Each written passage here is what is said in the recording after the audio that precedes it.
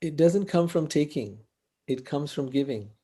It doesn't come from what's in it for me, but what can I do for you? That is the place of grace. That then grace starts to move through you. That is when the divine God begins to act through you. And even there, you have to be very careful. We were looking into different kinds of Maya or illusion. And there were three kinds of Maya that have been talked about. One is the Maya of, which is called Moha Maya, that is attachment to the things of the world. Then there is Maya where you are completely oblivious that there is anything beyond this world. That's Mahamaya. And then there is Yoga Maya, that you evolve spiritually, but you begin to think, oh, I'm so evolved, I'm so great. I am, you know, the guru, I'm the one, I'm saved, I'm blessed, I'm blah, blah, blah. And that arrogance becomes your downfall. It's a slippery slope, and you have to really watch out. I think that relates to love a little bit since we're in this group anyway, right? But Yeah, it's that releasing, trying actively to release, your expectations for somebody and what you want somebody to be like and what you want somebody to be worthy of being with you. Um, right. it's I'm still, although I'm conscious of those things, I still struggle with still as I'm releasing and not expecting anything. I still kind of hope and wish that this person steps it up or um, still is able to love me the way that I want to be loved, or that I love myself even. Right, right. Um, it's such a conundrum. We want a person to love us for who we are, to see us for who we are, to love us in the way that we feel loved. And yet, on the other hand, love has no such requirement. Love has no, yeah, Holly points out, or to meet our expectations. Yeah. So that is the human part of us. You must be very clear about this. The human part of us wants that, needs that, and it's really important for the human part of us, right? Our mind, our body require to be loved a certain way. And we know what that is. The more we begin to love ourselves, the more we're able to identify what that is and share that with a partner. Now, if that partner is not able to love us that way, we begin to feel very unloved and unaccepted for who we are. And I But struggle with that because sorry, I'll let you finish and then I'll tell you. I was going to finish, yeah. But there is another side to this whole discussion, and that is the fact that love itself has no such requirement. Love in itself is pure energy. And the moving from one to the other is a very vital part of that journey of love. But at the basic core level, we can't deny that we have certain needs. We cannot deny that. So it's important to hold space for both rather than make it either or. Right, We are that's the both hard human and spirit. Yeah, that's the hard one. If you try um to make it just about spirit, then it won't work because your body and mind will protest. It will like, no, I can't handle it if if my partner never touches me, never holds me, or whatever else might be your actual need, or never listens to me, or never sees me, right? The human part of you will object, will protest, will get upset. and it's hard because you want to accept the other person the way that they are and encourage them to continue to be the way that they are. But if the way that Right. they are is very tied up with, their human self or their ego, then it becomes hard to not be preachy, or to not like kind of push them in my direction, the way that I've been going Mhm. spiritually. So it's tough, and I know it. Reading it and saying it and talking about it, it sounds so great, and then actually doing it when you face a person that doesn't Yes, have this awareness yet, you're like, how yes. do I tell you without preaching it to you, without forcing you to do what I want you to do and how I want you to think, and accepting you, but also not accepting anything. It's, you see, it's a No, lot. no, I get the confusion. And Holly points out she feels that this is where guilt comes in because you have expectations. That is very true. The human part of us will protest, and it rightfully so. So we have to understand what you're talking of unconditional love, complete acceptance for who you are. It doesn't matter whether that person, let's say, never says, let's say one example, never says any words of love to you, never says they love you, never says how much they care. And you need to hear words. Your human part needs to hear that you're loved because that maybe you never got as a kid. Now that part of you needs that. And this person is not willing to do that. It's like, look, I've told you once and I've told you that. And I don't need to keep saying it all the time, you know? And they're stuck on that. You're going to feel very unfulfilled, right? And yet it is very true that love needs to have no such conditions. So between the conditionality of the human body and mind and ego and the unconditionality of the soul lies the chasm of guilt. That was poetic, I right? think And in I that we worry. fall into it again and again and again. We fall into this feeling of, I'm so terrible because I want things and I expect things and I need things and I'm so needy and I'm not good enough. I think I worry that the only answer is to leave somebody every time they're not naturally, somebody who fulfills that or is loving in a soulful way. I think my big question probably with everybody is, how do you get, your partner to be on that level without having to leave them? How do you get a Right? partner like that without leaving them? Because a lot of times I keep thinking, okay, if they're not naturally like that, don't try and change them. You can't change people. You can't train them to be how you want them to be. So then what is the only answer? To leave them, move on until I find somebody who's soulful in the way that they love? That's where I What struggle would that from. soulful be? I'd also like to get clear about that. I think that would be just someone who's aware of that, somebody who's aware that we're two separate people with our own journeys to love ourselves, and then we just share that experience with each other and don't have those demands. And most It's got to people be more than aren't aware of it that. has to be more than that. They have to Yeah. be able to bridge the divide Hmm. in the differences. There are differences between the two of you. And you need to have a partner who's willing to go past their different nature and walk on yours so that they can help you feel fulfilled. How do we teach that? Or I don't know if teach is the right word, but what if I we already really love don't think somebody? you cannot teach someone something they don't want to learn, naturally want to learn. If they are not moved to want to, so let me give you a simple example. We're having an argument, okay? You're with a partner, you're having this argument coming up because you feel things should be this way and they feel things should be that way. A typical argument situation. Now you could sit there and argue your points of view as much as you like, and you can fight till tooth and nail, but it isn't going to take you into a place of love. What will take you into a place of love is if you can step out of your head and into their head and see the world through their eyes. It is in that moment that you're no longer caught up with your ego and your defensiveness and your need to be right, and you're able to see the world from in a whole new perspective. That is what love's invitation is. But if one person is doing that always with the other, and the other is never doing that with you, then it won't work. Right. It just won't work.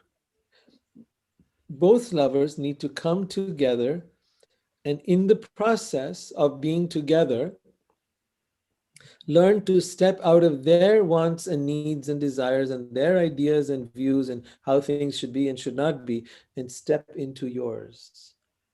And when you step out of your head and into someone else, and if both people do that for each other, now you have something that will actually begin to work. So in a way, you do kind of, you have to not ask them to do that with you, but introduce it and kind Mm. of gauge if this person is open to that type Open, of, capable, right. willing, of doing I, that. I worry Yeah. of being preachy and teaching somebody that. I would say you need to introduce it and then see what happens. Don't push it, don't nag them, don't force them because they'll just backfire on you. Rohit, can I Comment from ask a anyone else? question? Yes, Holly, come on in.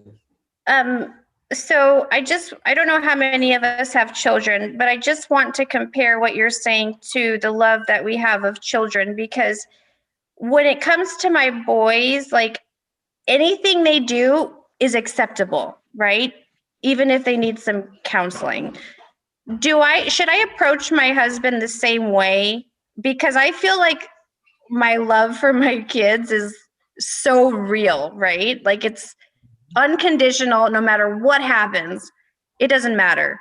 There's love there. So should that love be at the same level for my partner? Yeah, yes, Oh god.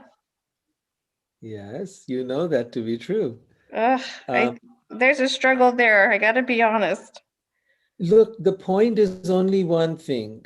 If you're talking about the fact that he has flaws and it's hard to love him for those flaws, definitely that has certain, that there's something to look at over there. The question I'm always asking when it comes to couples is, are you willing to do it for each other? Because that makes it easier. Are you willing to step out of you and honor the other person? And when both do it for each other, when there's a mutual flow of letting go your needs for the other person's needs, letting go your nature for the other person's nature, when there is that giving space, then it works. If one person is doing it for the other all the time and the other is not doing it back, then it becomes like this parent child relationship. And I agree. it becomes, You're it absolutely becomes right. very unsustainable. Yeah. Then you feel drained, you feel burnt, you feel, give myself, and you don't feel met. So with a partner, it's not a parent child relationship. If it becomes that, it's very unhealthy. That's the place you go to be met, to have someone love you in the way that you need to be loved, and where you love them the way they need to be loved. There's a saying from the time of Krishna, it goes back to his relationship with Radha, where he says, um, whatever my beloved likes is what I like, and whatever I like is what my beloved likes. Now think of how this is going to play out, right? Whatever my beloved likes is what I like, and whatever I like is what my beloved likes. So is there any exploitation here? Is there any one-sidedness here? No. It's a mutual surrender. It's a mutual giving of your all. And so that is the craving of a partner. In a parent-child, you're giving to them, pleasing them, finding their, finding the, but there is also, there are boundaries within that. If you're doing anything and everything your children want, you're going to raise some big brats. I absolutely agree. And, not to take just, I feel like sharing my story might help somebody who's here. But Yeah, go so ahead. you guys know, I had just shared that I worked in corporate America making a ton of money, and then I quit to be a teacher. But I only did that because my husband is a medical doctor and I had the financial means to do that. So I feel like once that happened, there was all of a sudden the parent-child relationship. He felt like he was the Mm. parent and I was the child. So, long story short, we've spent the last year and a half in different homes, and I just moved back today. So, for the last year and a half, I have been on this personal journey of self-discovery. I'm about to graduate. I feel like I'm on the right path. And now that I'm back here with my kids and my husband, it's like, I want this relationship to work out. So do I just have to, what do I do as far as his mentality? Because he's not as spiritual as I am. He's not, I don't want to stay we're just on the same plane as far as like being with you, like how you preached, loving soulfully. So Right. what do I do? What is he willing to do? He's Is he very willing to? open. He's very open. He listens to us on Saturday mornings and, Oh, okay. you know, he's there in the background, but I don't know. Do I encourage him to sit down and take notes, or I just don't want to be, like Andrea said, that Bible beater, even though we're not beating a Bible. No, all that's required is that he understands your world Yeah, and that he learns to love you the way you need to be loved. If you can begin to talk his language and he can begin to talk your language, you've made it. You will make it across. You will be able to reconnect. He does not have to become you, and you right. do not need to become him. But he does need to know how to step into your world and talk your language, while you need to learn to step into his world and talk his language. And these opposites exist because they allow us to be more than who we are individually. See, individually, you're a certain way. Let's say you're spiritual, and let's say he's not, right? You get to enjoy a world outside of your world. And you might say, well, what's the big deal about that? I just want to be with someone who's spiritual and we get each other and we talk the same language. And I get the allure of that. Absolutely get it. But Rohit, walking in with, I completely understand that through pain and struggle, there is growth. And yes, honestly, I feel like I'm with him because he is teaching me growth, like forever and always. Like he will always challenge me. And so I'm accepting this as like, okay, it's here for a reason. It might be a challenge every day, but at least I'm growing. right. So let's say if you were spiritual and let's say he's an atheist, right? I want to tell you this. The atheist has a lot to teach the spiritual person as much as the spiritual has a lot to teach the atheist. They're not, it's not that they cannot contribute to each other. A healthy Sure. skepticism can actually be a very good thing. But then for the atheist to not have a blind spot and not consider spirituality, that would be helpful for them. Both can help each Absolutely. other, right? Yes. And it Yes. appears like there's no way these two can meet, right? That they're so different that they cannot find common ground. Absolutely, that is the challenge. Yes. And what's crazy is, Monday nights I attend a Christian Bible study, and Okay. the way that I flow with that is, you know, Jesus is consciousness and the devil is the ego. And even though Uh-huh. mentally I'm thinking that, God forbid I ever say that out loud. Oh my God. Yeah. I It, would be shunned. right. You will be condemned, ostracized. And yet there is beauty in every one of these teachings, in the Bible, in the Mhm. Quran, for that matter. In atheism, there is beauty. And if you cannot learn from every one of these things, then you're stuck in a particular silo, this is what's happening to people right now. They get caught up in these particular points of view, political or social or whatever, and they can't see beyond that. And all of spirituality is about getting out of your head. Get out of your head. If it means get out of your head and into nothingness, beautiful. But the starting point might be get out of your head and into somebody else's. See the world from their point of view. You don't need to identify with it. You don't need to buy into it. You can have your own spin on it. That's fine. Like you're doing, Holly. That's great. I have long discussions with Christian friends, and I have Christian friends, and we have fabulous discussions. And I will tell them things about the Bible. They're like, how the heck do you know that stuff? I'm like, you know what? God doesn't just talk to the apostles. Maybe he talks to me, and they're like, I just feel like the more open you are, I like to rattle there's them so up much a little bit. more. Your life could be so much more expanded if you're just open to learning new concepts. Right. Exactly. Exactly. And sometimes it means hearing the opposite of what you think and the opposite of what you believe. So I want to point out that that's what what love challenges us to do, to expand. Expansion means to step out of your limited worldview and into someone else's. I want to share how the person that I love very much and they love me as well, but we're not together right now. Um, I grew up Mexican, so we have no physical boundaries whatsoever. Like we say hi to people by kissing their faces. So I grew up very, very physically affectionate and verbally affectionate. And he is Japanese and Native American, which I was like, okay, I never thought much about how Right. different that would be Right. physically.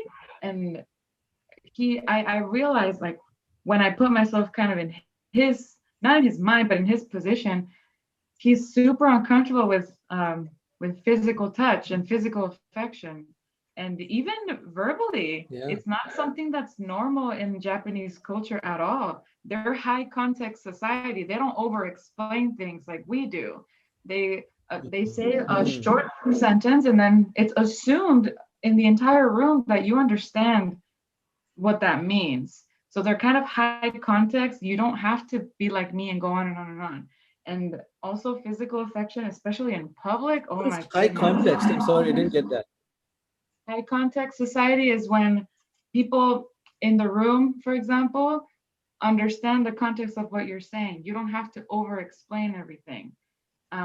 They're not Hmm. big chatterboxes culturally. It's just not really a thing.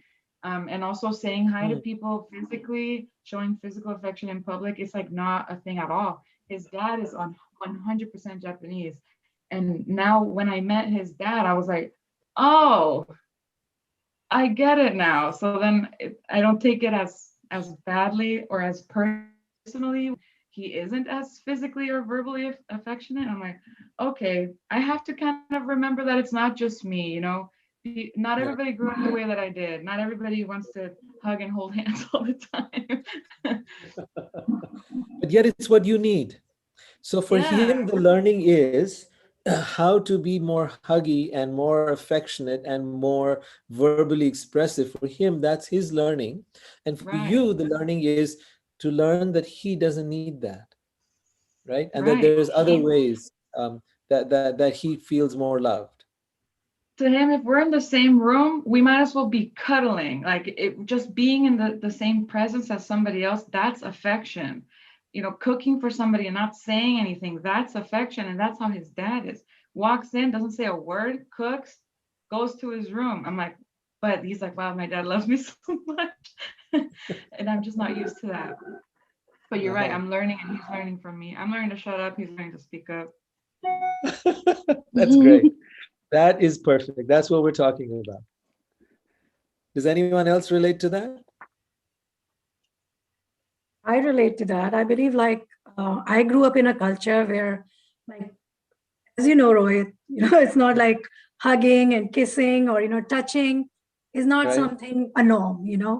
So something that you do behind the scenes, okay, if you have a boyfriend, yeah, maybe, when nobody's looking, you can touch or hold hands or, whatever. But it's always like, we are always scared to show that affection in the public. And the same thing goes with your parents also. Like, I feel very uncomfortable hugging my parents even today, like, even though I hug them sometimes, but I feel uncomfortable because that's not something I always did. Like whenever I saw my mom, like, here people, when they see their mom or their dad, the first thing that they do is probably hug or, share Right. greetings. And I don't even do that. I don't even acknowledge that my parents are, I'm seeing my parents. I'm just showing by them my eyes and my excitement through my eyes. But I don't Uh, really, express in any other way, or, just say hi or even hello to them when I meet them after a long time. So it's just, the way you are. well, and let me add to that, because I've been there and I can tell you how things can change. Um, I grew up in exactly what you're talking about, Priyanka. There was no expression of affection or verbal or physical. And but I longed for it, and I then sought that by finding girlfriends and this and that, and, you know, and came to America, and then it was like, finally I feel more at home in this kind of thing, because that thing was missing and I didn't even know it was missing, and I didn't even know what it is that I wanted. So I tried to introduce it to my parents, and of course they could not understand. And what are you talking about? And my daughter comes along.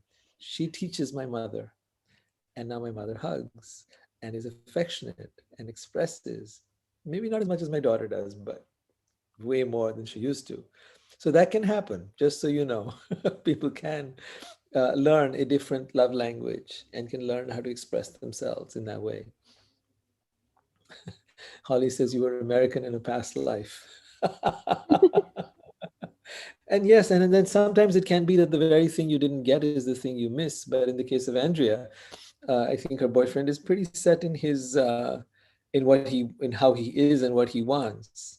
Yeah. It's not that it's something missing in his life.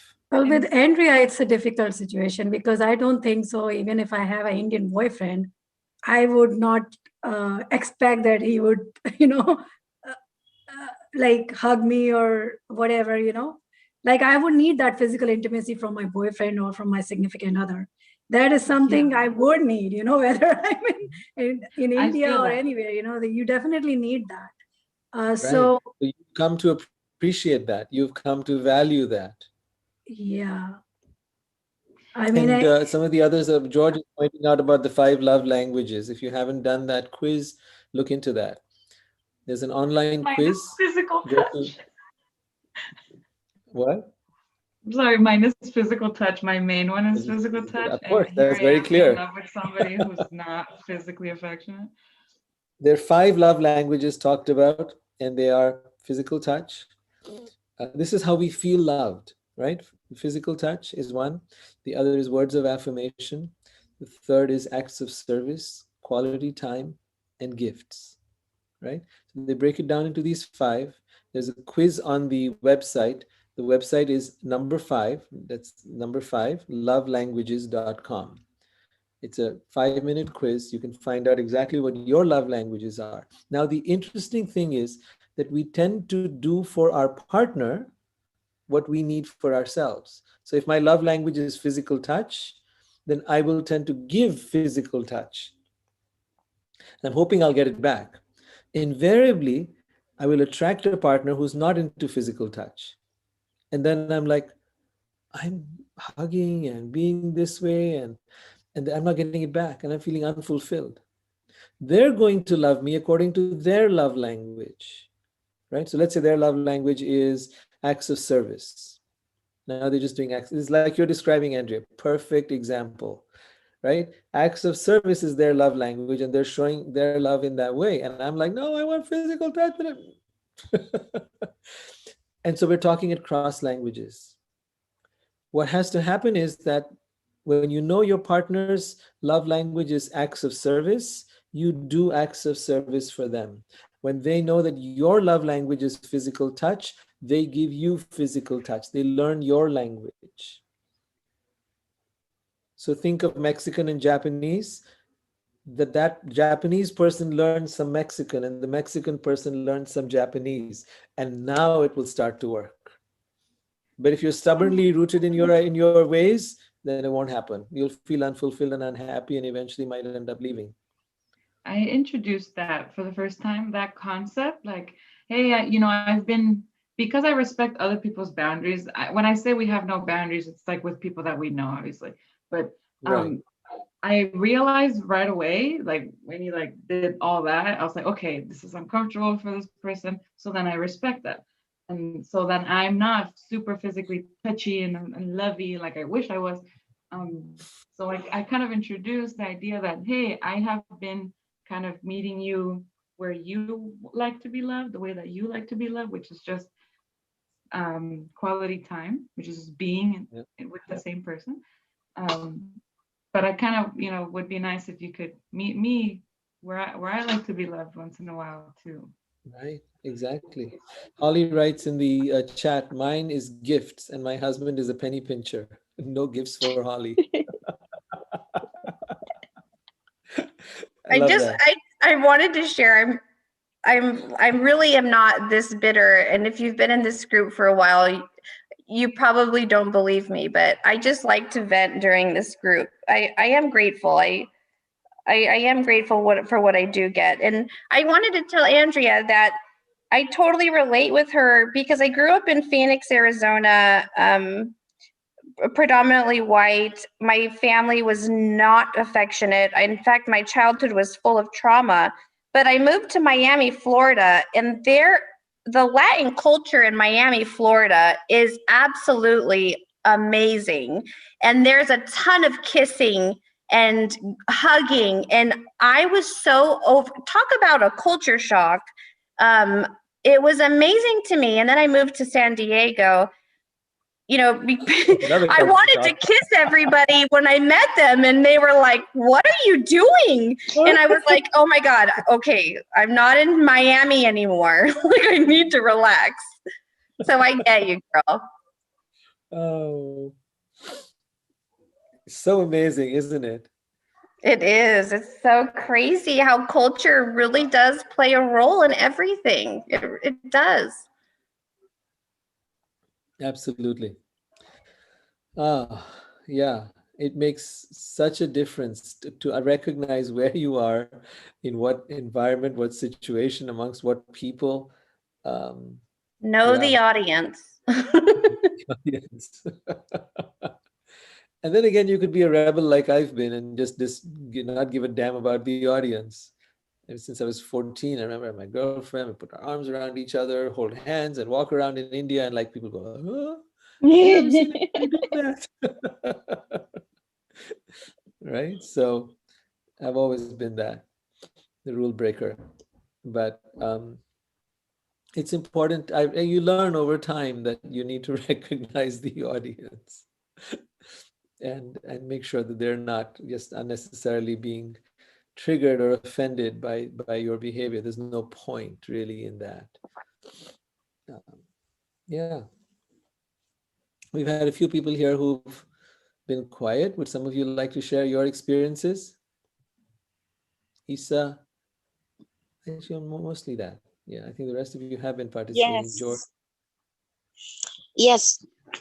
My experience growing up, it was very similar, like absolutely no physical touch, no hugging, no kissing, no signs of affection. So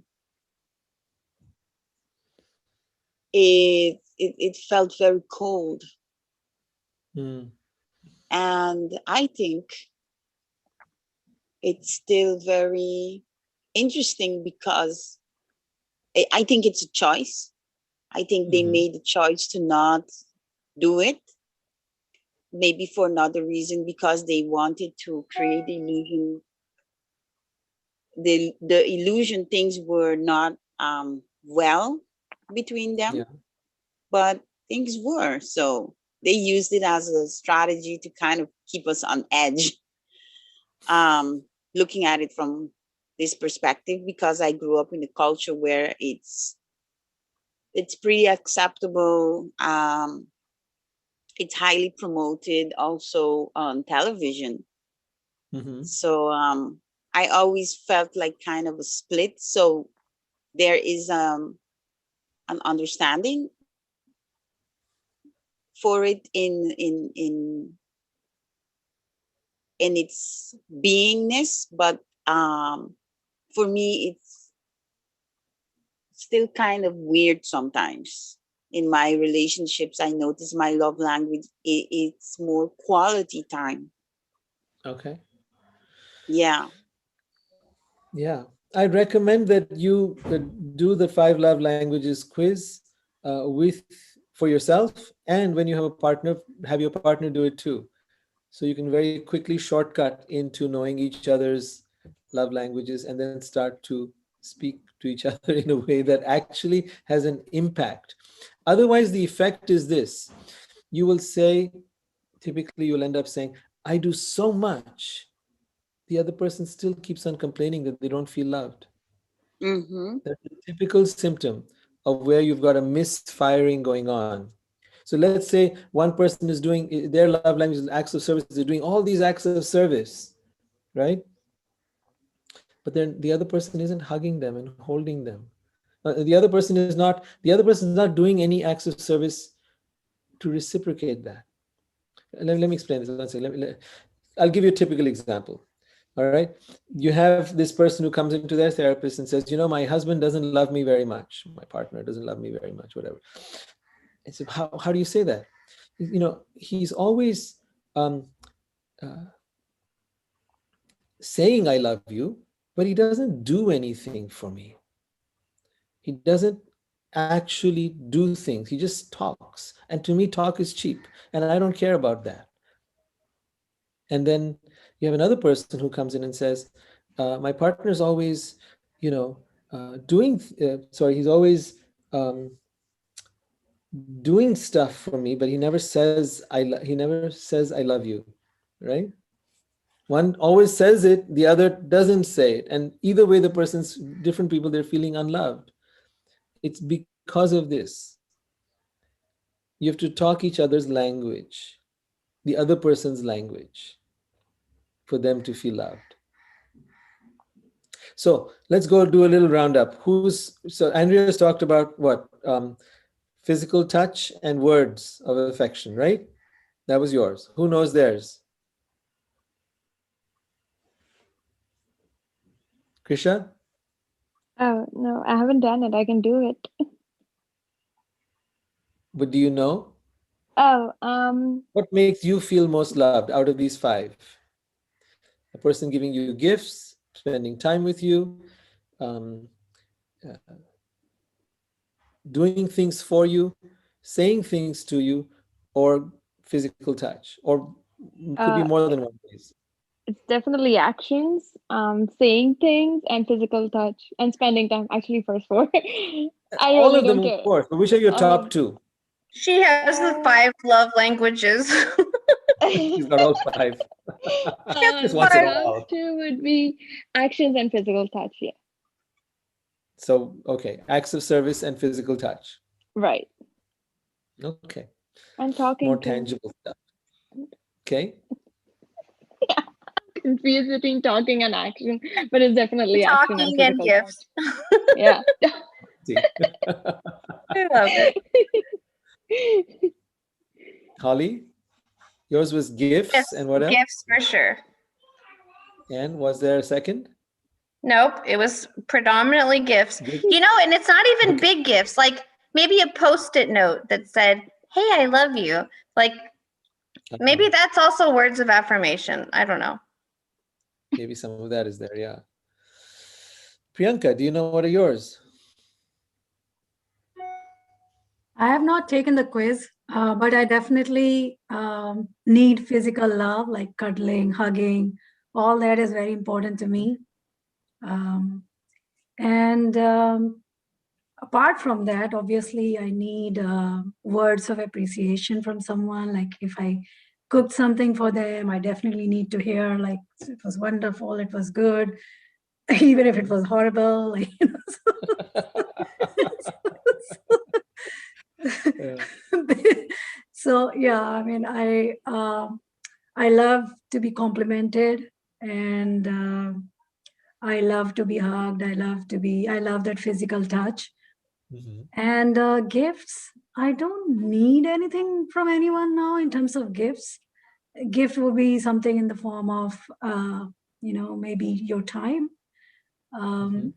But I obviously want someone who can sustain themselves at least, like I was with someone in a relationship with who was very nice, very like all things that I told you, physically complimenting everything. But then he doesn't have a job. He wasn't working. And so I was like, Right. how can that relationship sustain?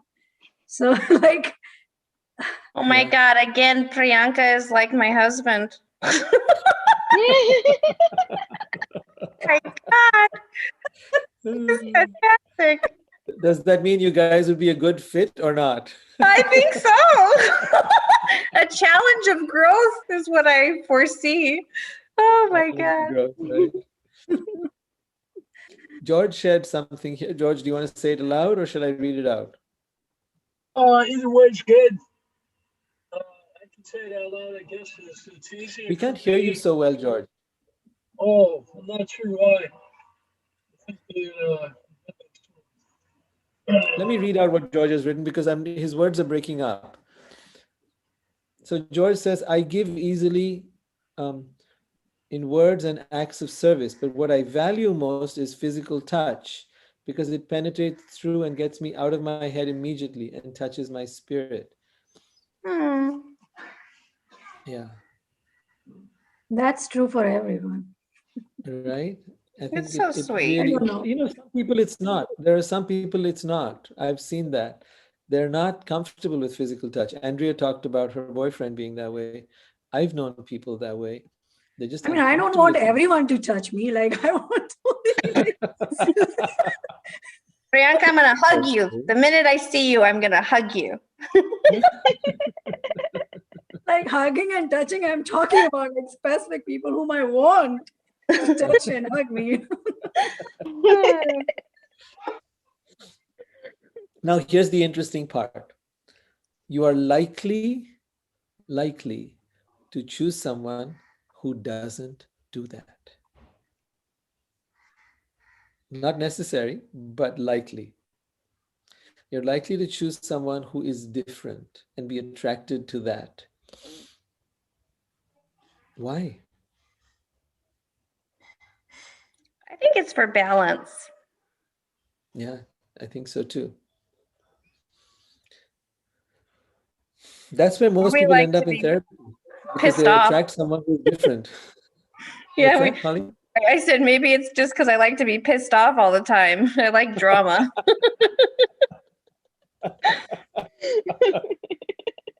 See, remember when you're pissed off or angry, it's because you want something that you're not getting. You have certain expectations, you have certain needs. Not that you shouldn't have expectations or needs, but you need to know how to be able to get those expectations met in the most easy way possible. Most people never learned how to ask for what they need in a way that will actually get met. Yeah. So, for example, if you were to yell at someone, that might give you the opposite of getting your needs met. They might go like, you know what, I'm not going to do what you want. They go into rebellion mode. Or if you were to nag them, I've come across lots of couples where the other person just kind of like goes into a shell and starts just they'll just engage in watching more of TV or more of trying to get away from the house or whatever else, avoiding. So those are not ways that actually work. Yelling at someone, nagging them doesn't give you what you want. You actually have to learn the art of how to give them what you want. And it might look like seduction, and it might look like sweet words, and it might look like asking in a way that makes them feel really good about giving. So I'll give you a very simple line that I often have to teach my clients. It's like, when you do this for me, I feel this way. I feel so loved. I feel so, like George said this so beautifully right now. And if I would now explain this to someone, if I would use George's language here, when you touch me, it penetrates through and gets me out of my head immediately and touches my spirit. I feel so deeply loved by you. If my husband told me that, I would be like, "What drugs are you on?"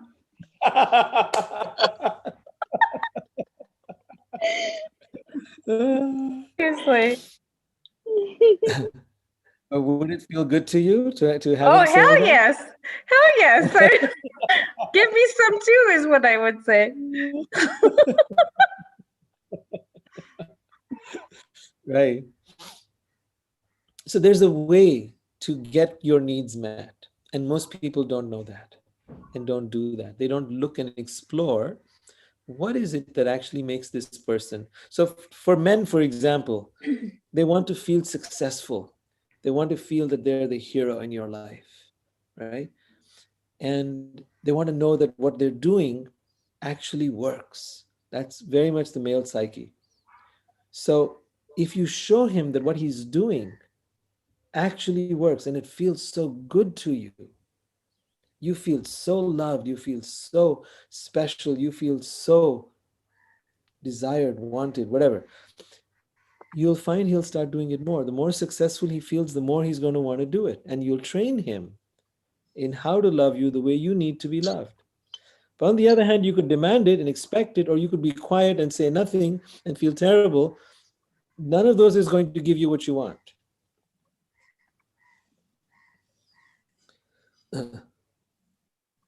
To share with you a little personal piece, I'll tell you this. I told you how my parents were not affectionate or loving or whatever. So I always thought that my parents loved my sister more. And one day when we were in our 30s, I confronted my sister. I said, you know what? They've always loved you more and they've never loved me. And I gave up my whole spiel. And she says, that's rubbish. She says, as a kid, I would just snuggle into the bed with them and get the hugs and everything. I know they did not know how to do that. They didn't know how to kiss. They didn't know how to love. They didn't know how to touch. They didn't know how to. So I would go and get it from them. I would give them hugs and they would then reciprocate very, somehow or other. But however they could, I knew how to get. I said, oh, and she says to me, you would just sit in your room and think that someone's going to come there and hug you and love you. And then you were disappointed and no one did. She says, you just didn't know how to do it. I said, oh my God. So you're telling me all this time I had this whole story in my head, but the reality was I just had a bad strategy. Damn. And you were smart enough to figure out how to get what you wanted. I see. Okay. I really learned something. Thank you. I can let go my story now of It's being that unloved. expectation piece, right? The expectations of the perfect parents. Right. Of what you need, of them knowing how to love you the way you need. But this we do the same with our partners. We expect them to know how to love us. And then when we do try to ask for it, we ask for it in such a way that is so abrasive that they just don't want to do it. I think we So get true. caught up. I think we get caught up with wanting somebody to do something unprompted on their own. Mhm. And we forget that if you go into the drive-through at McDonald's and you don't order anything, you're not gonna get any food. Oh my God. Yes, Andrea. Yes. And I think it's because we're empaths and we do those things unprompted. So we think everybody's going to do those things unprompted. Right. You're supposed to know what I need. Yeah. Really?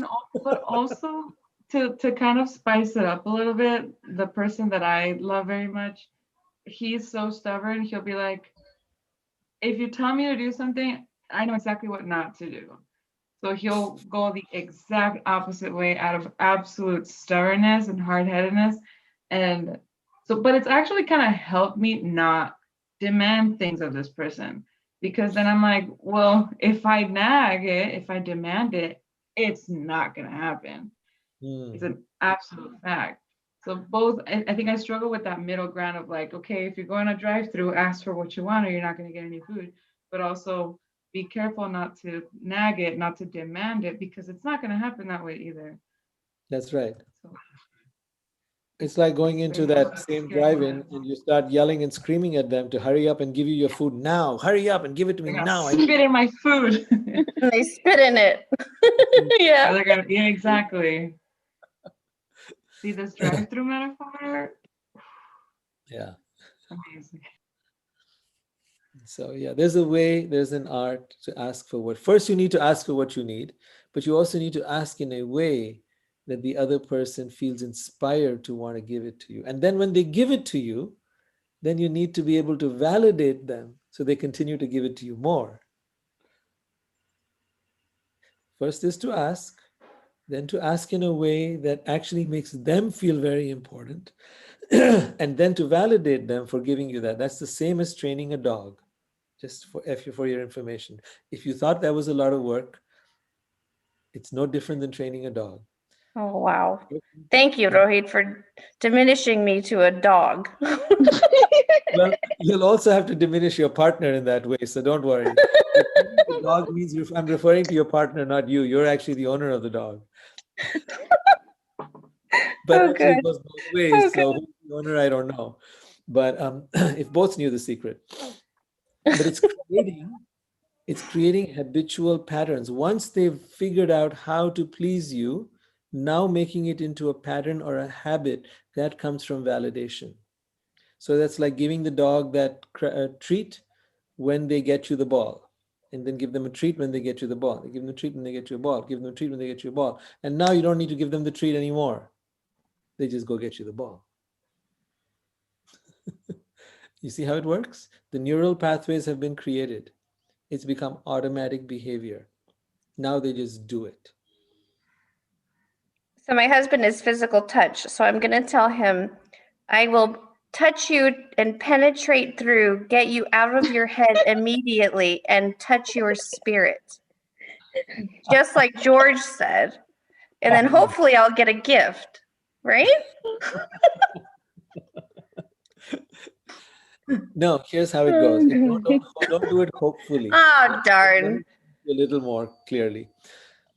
First, show him that you're willing to meet him where he needs to be met. You're willing to love him the way he needs to be loved. Okay? So that he's not left wanting. He's not in some rebellion mode that I'm not getting what I want, so I don't want to give you what you want. We're out of that game. Right? Mhm. Give him the physical touch he wants, and then ask him how it feels. Ask him to express that to you and hear him. Okay? So that he gets to really you get to really understand what it does to him, how it feels. He might say some version of what George said, but it needs to come from him. Okay. Now, at some point, he might choose to give you a gift. You let him know what you like a little bit. Give him some, but hints are not enough. You can be very specific. Say, can you get me this? If he's just really dense about it, tell him specifically what you'd like him to get you. What's the timing after the physical touch? Not right after. Not right Okay. after. It's not a quick. It's not a bargain. It's not a. Not immediate, right? No. Okay. Andrea's trying to say something with her hands and face and everything. It's like, can I have a gift? Buy me something. Okay, I did it. Now can I have a present, please? Oh God. Well, one could say that's how you train a dog, right? Here's the physical touch. Oh yeah, I need a treat. I need I was a behavior therapist for many years, and it's true. Unfortunately, the same behavior, like applied behavior, but analysis that you would do on an animal. It sounds bad, I know, but it's true. It's immediate reward. If there's any distance between the reward and the action, the association isn't going to be made. That connection needs to be immediate. They need to know immediately. You can't say, when I get home, I'm going to reward it, or tomorrow, or after, whatever. Immediate. It has to be immediate, or the connection's So not going to be. Andrea's point. Let's put it into action here for Holly. All right, Thank Holly. you. You let him know what it is you want to get. Let him know very clearly, very specifically, no hints. Say, can you get this for me, please? When he gets it for you, reward him with physical touch. Reward There you him go. with the way he likes to be touched. And it needs to be, as Andrea just said, immediate. She's absolutely right about that. It cannot be later. It has to be immediate. Wait, can I go get him first so he can hear this? You need to do this without him knowing. You'll ruin it. You'll spoil it. You don't need him to know. You want to train him, you want to condition him to get Oh his my God, I feel so horrible. I promise you I'm not like a superficial person. I promise. No. You just it be little things. Hey, could you just you know, whatever that little thing is, right? Train him with little things. It's not about big Yeah. things. show him what he can do, and then reward him with physical touch. I'm not saying you shouldn't give that physical touch at other times. That's okay too. Sure, sure. Yeah, I know. I get it. I think it's, you know what, I'm going to say this out loud and I probably shouldn't, but you know, I was spoiled early on in college. There was someone who knew that I loved sunsets. So he made a calendar of sunsets from various parts of the state where he visited. And he gave that to me. And I thought, this is the most thoughtful gift I have ever received. I cannot believe this. And now I'm looking for that, but I'm never going to get it again. And I'm like, God damn it. What do I do? So I don't know. Maybe it's just my thought process. Try and make it simple. The way you train a dog is you make it very simple. Okay, you Yeah. make it very simple for them to be able to do that thing, right? You literally put the ball into the dog's mouth. That's how you Yeah. do it. And then you give them the treat. And you literally put it back in their mouth, and then now the treat and the ball get associated. Yeah. So you make it very simple for them to be able to give you that gift and then reward him. And very simple and reward. And repetition is essential, because now the brain is getting programmed. And as the brain gets programmed, then it becomes more natural. And then you can start to go to different levels. Okay.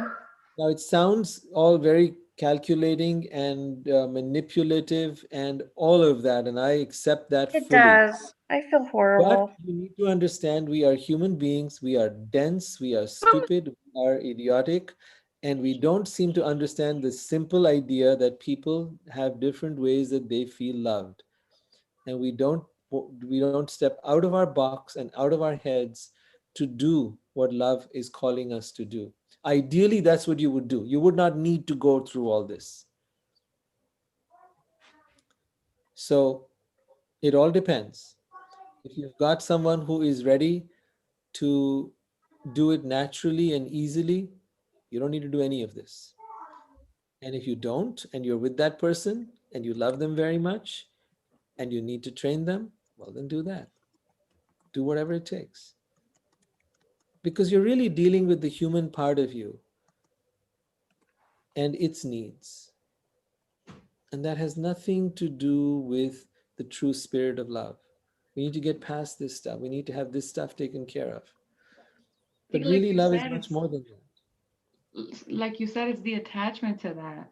Like I wrote it in the chat that it's like it's okay to enjoy and to love, to be loved a certain way, but I think that the over attachment to those, even those, can lead to suffering. So I think it's just the Yeah. over attachment of even those as well. I just want to share that when I was young, we were homeless and we for a long time, and I lived in a car, and I think that's why I'm so attached, like you said, Andrea, to gifts, because I didn't have things. I didn't have items, you know what I mean? So They mean a lot to you.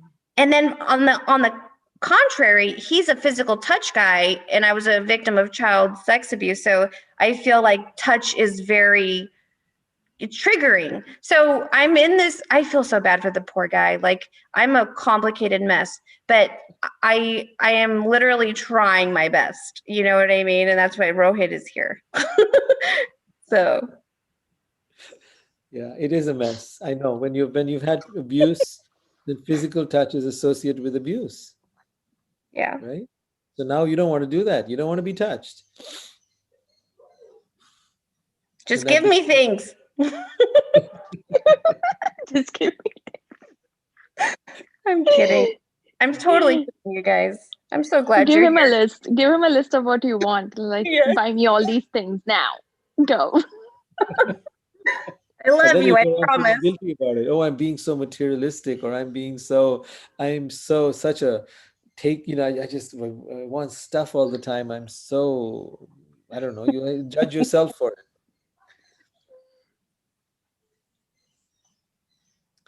All right, we need to end, unfortunately. Been a wonderful conversation.